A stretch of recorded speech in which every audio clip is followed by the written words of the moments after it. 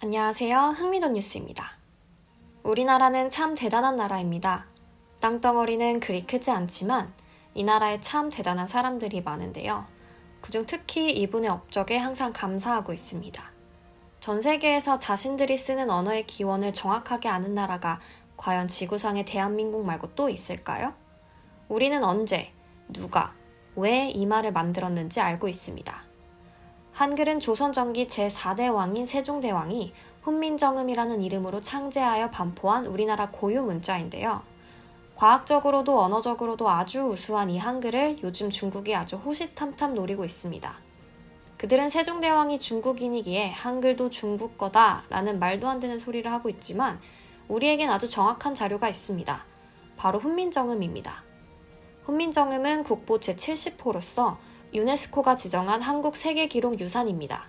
세계 2,900여 종 언어 가운데 유네스코에서 최고의 평가를 받은 언어이기도 하죠. 1446년 반포될 당시에는 28자모였지만 현행 한글 맞춤법에서는 총 24자모만 쓴다고 합니다.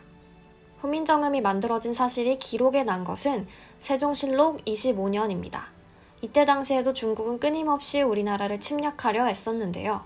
고려 말기 몽고에게 당한 곤욕으로 점점 우리나라 안에서 자아의식이 강해지기 시작했다고 합니다. 문제는 우리 고유의 문자가 없었기에 한자를 빌려 썼었는데 사실 언어가 다르다 보니 한자로 우리말을 적는 것엔 꽤나 불편함이 많았다고 합니다. 그로 인해 일반 백성들은 글을 읽고 쓰는 것이 거의 불가능했다고 합니다. 평소 학문을 좋아하고 백성을 사랑하는 마음이 가득했던 세종대왕이 그러한 상황을 가만두고 볼 수 없었죠. 외국 세력, 특히 중국으로부터 우리를 지키려는 주체성과 백성을 위한 민본 정신으로 희대에 남을 일을 시작하게 된 것입니다. 그리하여 1443년 음력 12월에 세종대왕은 훈민정음이라는 세 글자를 만들어냅니다. 그리고 그게 바로 우리가 사용하는 한글이 된 것이죠. 이때부터 세종대왕은 성견지명이 있었던 것입니다. 후세에도 중국이 호시탐탐 우리나라를 노릴 것이라는 것을요. 그래서 아주 대문짝만하게 훈민정음에 이렇게 적혀 있습니다. 우리나라 말이 중국과 달라 문자와 말이 서로 맞지 않으니 이런 이유로 어리석은 백성들이 말하고자 하는 바가 있어도 그러지 못하는 사람이 많다. 내 이를 불쌍히 여겨 새로 28자를 만드니 모든 사람마다 이것을 쉽게 익혀 편히 사용하고자 할 따름이니라. 한문으로는 우리의 살아있는 모습들을 표현하기에 역부족이었습니다. 언어 체계가 다르다 보니 한계점이 많았던 것이죠. 한문은 중국의 말이지 우리의 말이 아니었으니까요. 그래서 우리의 눈으로 우리의 백성을 보고 싶었던 세종대왕이 이 엄청난 언어를 만들어내게 된 것입니다. 세계 어느 곳을 가도 한글만큼 간편한 언어는 찾아볼 수 없습니다. 요즘은 중국인들조차 한문을 잘 모르는 사람이 많다고 합니다. 한자는 문자 하나하나 의미를 외워야만 하는 표의 문자이기에 기본적인 생활을 하기 위해선 최소 3,000자에서 5,000자 정도의 문자를 외워야만 한다고 합니다. 그러나 우리의 한글은 소리를 나타내는 표현 문자입니다. 딱 24개의 문자만 익힌다면 단 몇 글자로 수천 수만 가지의 말을 만들어낼 수 있는 아주 편리한 문자이죠. 그래서 이 간편하고 과학적인 언어를 탐내는 것입니다. 일본이든 중국이든 말이죠. 요즘 젊은 층 사이에선 한글을 다양한 방법으로 변화시키는 것이 유행입니다. 야민정음이라는 말을 들어본 적 있으신가요? 한글의 자음과 모음을 모양이 비슷한 것들로 바꿔 다르게 표기하는 인터넷 용어입니다. DC 인사이드 국내 야구 갤러리에서 맨 처음 시작하여 지금까지 왔다고 하는데요. 야구 갤러리의 야와 훈민정음을 섞은 표현이라고 합니다. 이제는 방송에서도 종종 야민정음의 형태를 볼 수 있습니다. 가장 많이 쓰는 표현 중 하나는 댕댕이, 띵작 등이 있죠. 귀엽다 라고 표현할 때도 커엽다 라고 표현한다고 합니다. 몇몇 사람들은 말 좀 제대로 써라.